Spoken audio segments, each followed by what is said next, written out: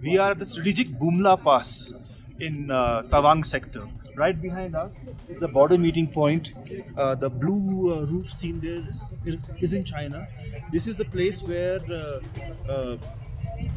border meetings take place in case there are differences which have to be resolved. Local commanders meet up here.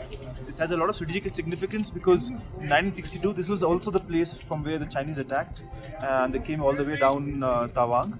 And right now the defenses in this area have been beefed up quite significantly. There's layered defense and we will take you through a lot of some of the things that have been enhanced in the past few years to boost defenses in this sector.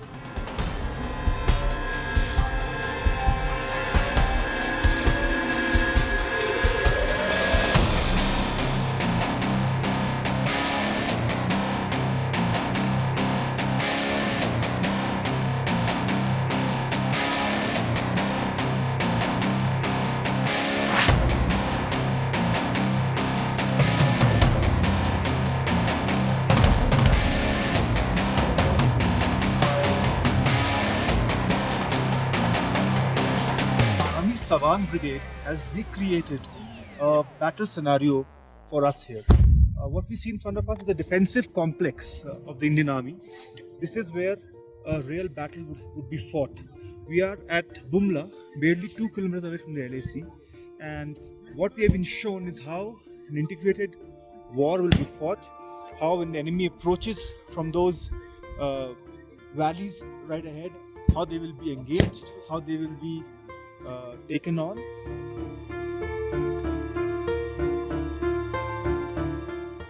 One of the least populated districts in India, Tawang is an area which is just 2000 odd square kilometers.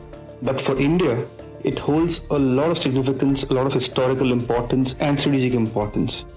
It is an area which has always been in the news, and it has been in the news since 1962. In fact, Tawang was one of the places where the Chinese came in during the war. They had annexed the Tawang town and had made their way down almost to Assam. China claims it to be a part of the Tibet region, which they have annexed, and they have always laid territorial claims on it. In fact, the Chinese are very sensitive about whatever happens in Tawang. So any visit by the Indian side to Tawang amongst the senior political leadership always draws a lot of criticism, a lot of concern by the Chinese side. It has seen since 62 another conflict.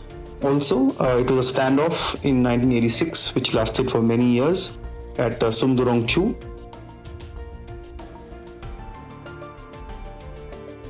The area in front of us, this was the area in 1962 which did witness a battle and in which the Chinese did come in. But 6 decades from then, at this time right now, this area is heavily defended. We have a layered defense system. It is not easy for Chinese to do anything here. In fact, this is one of the few regions now along the LAC where we are in a very strong position and the other side is perhaps on a weaker side. Okay, we're walking through one of the many bunkers constructed along the line of actual control. This is a network of bunkers, defensive bunkers, where troops are deployed. These bunkers are used as command posts as well as positions from where approaching enemies can be defeated. As you can see, they are heavily fortified. You see steel beams right on top of us, thick stone walls on both sides, blast resistant, and a whole network of them exists throughout the LAC. As part of strengthening its forces in the eastern sector, India now has an integrated approach to warfare. This basically connects all available means of surveillance and reconnaissance which connect directly to troops on the ground. For example, the UAVs which are deployed in Misamari all the way in Assam are able to directly send their feed on movements on the other side to troops posted at forward positions. This approach is not only for UAVs, it is also for other means of surveillance, which includes cameras, satellite feeds, and other air-based assets which can gather intelligence. The integrated defensive battle is not just fought in a company or a battalion level. It is a cohesive and a coordinated battle that's fought employing all arms and services that are available with the armed forces, such as the engineers, the artillery, the Army Air Defense, the Army Aviation with their armed and attack Hepters, and even including the aircrafts from the Indian Air Force. Right now we are in a bunker on the LAC near Bumla. This is basically an exercise that we're witnessing right now of a company commander's command center. This is a place where the company commander is getting information of the impending attack from across the LAC, and he's just witnessed 3 tanks crossing, and he's given instructions to his troops to engage those tanks and to destroy them. 2101 selected. Correct equipment selected. Technical data fed. All safety checks carried out. Fire mission transmitted.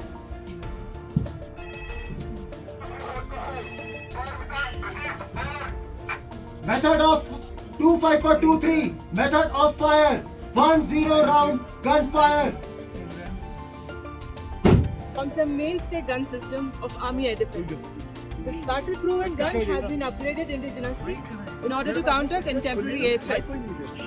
The limitations associated with an upgraded guns have been overcome by incorporation of state-of-the-art components with latest technology, making it a potent weapon system against all low-level air threats, to include unmanned aerial vehicle, unmanned combat aerial vehicle, attack helicopters, and modern aircrafts.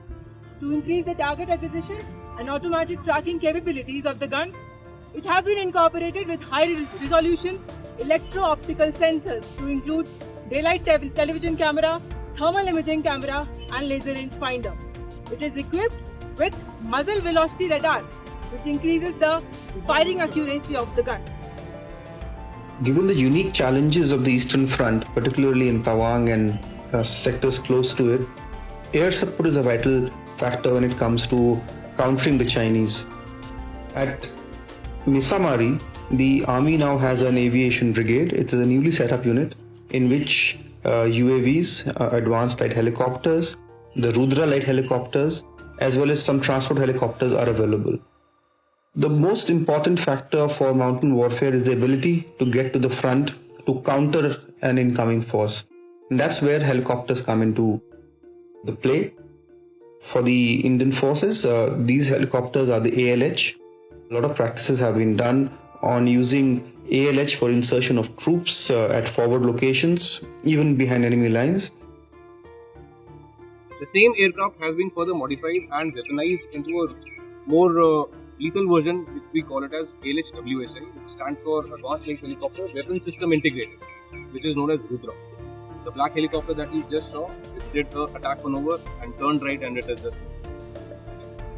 This aircraft is fully equipped with various mission systems as well as weapon systems also, which can create havoc. The Chinooks, which we have bought from the Americans, are also capable aircraft of carrying a larger number of troops but to less difficult airfields up ahead. Of course, the other backup that they have is with the Indian Air Force, which has a very large deployment of aircraft, including the Rafales, which are posted in the eastern sector.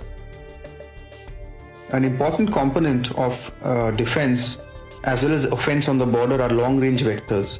These are basically rocket systems which are part of the artillery. What makes them different from artillery guns is the long range they have. Typically, artillery guns that India has posted on the China border have a range of about 40 odd kilometers. But India has also deployed longer range rocket systems in the area which can take on targets much deeper. We are currently on the Assam-Arunachal border, and at the training location where there are 2 long-range vector systems which are demonstrating the ability to quickly fire rockets across the border. On that side is the new Pinaka system. It's an indigenous rocket system.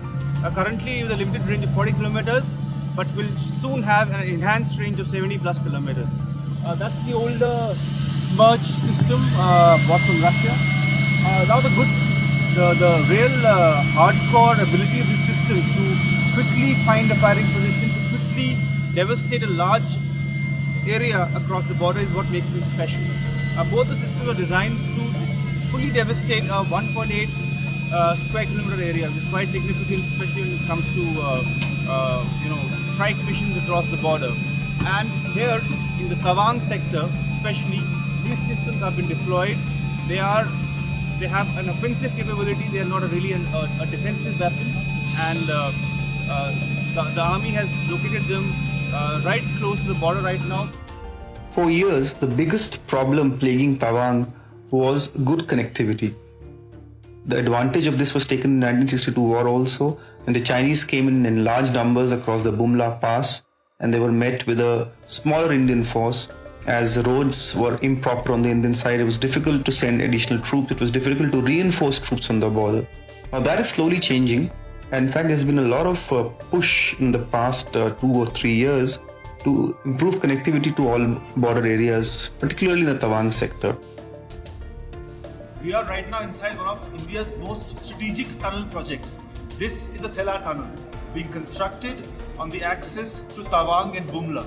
For years, traffic on this axis has gone through a very tough route to the Sela Pass, a pass which has been inaccessible, especially in the winter times. This tunnel will ensure that Tawang, a very important place for India with a lot of historical context, will remain accessible through the year. It will increase the defensive power here, it will increase India's offensive capabilities in the sector as well. And Sela, for the historical context, was one of the places which was our defense line in the 1962 war. The Sela Pass was lost, but now things are changing. Now we're constructing tunnels, we're constructing infrastructure for the defense of Tawang to make it impregnable. Why this is of significance is that in case of a face-off or a build-up of troops by the Chinese side, India can now rapidly induct troops, not just troops, these tunnels are also military grade, so they can be used to bring in armored vehicles, artillery guns, rocket systems, missile systems, and that is the push that has been given. It has got more urgency since last year when the problems at Ladakh arose after the Chinese build-up, and the Sela Tunnel is scheduled for completion by June next year, which will make it one of the fastest tunnel building projects that India has done in recent years.